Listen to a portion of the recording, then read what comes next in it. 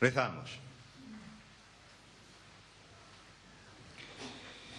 Concedi, Señor, a los que alimentesti con este sacramento la gracia de vivir de tal modo que na tua Iglesia, que calteniéndose na fraición del pan y na doctrina de los apóstoles, tengamos un solo corazón y una sola alma, enraigonaos da fechu nel tu amor.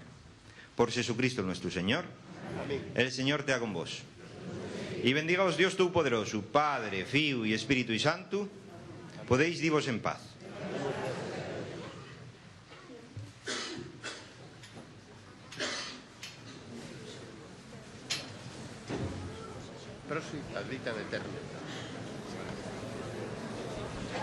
Bueno, pues ya lo han visto. Ahí ha terminado ya esa Santa Misa oficiada por el párroco José Manuel García de Jesús. José María, hemos disfrutado de un oficio además en un lugar que, lo repito una vez más, magnífico y precioso. Efectivamente, esto representa a la vez que el acto religioso, el recogimiento que hay en el lugar, pues incita a ello, o sea, te lleva a que estés ahí disfrutando de las voces a la vez de la liturgia. Pues hemos visto también y hemos escuchado también las voces del coro santiaguín que también han participado en este acto religioso en esa cueva de San Pedrín.